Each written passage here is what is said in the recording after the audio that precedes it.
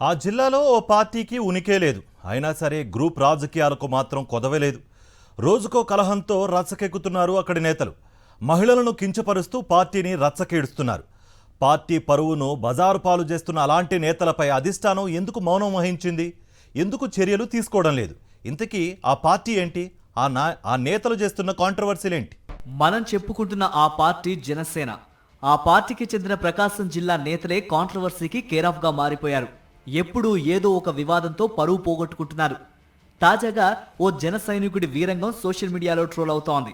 ఓ ప్రముఖ దేవస్థాన కమిటీలో సభ్యుడు, జనసేన నేత ముత్యాల కళ్యాణ్ తీరు ఆ పార్టీని మరోసారి బజారుకిచ్చింది. పీకల దాకా తాగేసి మహిళల్ని కించపరుస్తూ ముత్యాల కళ్యాణ్ మాట్లాడిన మాటలు సోషల్ మీడియాలో హల్చల్ చేస్తున్నాయి. పేరుకు ముత్యాల కళ్యాణ్, మాటలు మాత్రం మురికిలా ఉండటాన్ని చూసి జిల్లా ప్రజలు విస్తుపోతున్నారు. ముత్యాల కళ్యాణ్కు ఇలా నోరు జారటం ఇదేం మొదటిసారి కాదు. ఇతనిపై గతంలోనూ అనేక ఆరోపణలు ఉన్నాయి. కొన్ని యూట్యూబ్ ఛానల్స్ ను అడ్డు పెట్టుకుని పలువురిని బెదిరించేవాడన్న ఆరోపణలు ఉన్నాయి. అంతేకాదు, మహిళలపై లైంగిక దాడికి పాల్పడ్డాడని ఇక్కడి వారంతా అంటారు.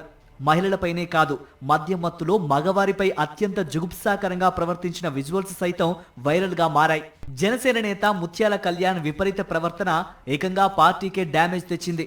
పోయిన పరువును కాస్తైనా కాపాడుకునే ప్రయత్నంలో భాగంగా ముత్యాల కళ్యాణ్ ను కొన్నాళ్లు పార్టీ కార్యక్రమాలకు దూరంగా ఉండాలని ఆదేశించారు జిల్లా అధ్యక్షుడు. జనసేనలో ముత్యాల కళ్యాణ్ ఒక్కడే కాదు, గతంలో కిరణ్ రాయల్ రాసలీలలు ఇలాగే దుమారం రేపాయి. మహిళలకు ఓ అన్నగా అండగా ఉంటారన్న జనసేనాని పవన్ కళ్యాణ్ తన పార్టీలోని కామాంధుల భరతమే పట్టలేకపోతున్నారు.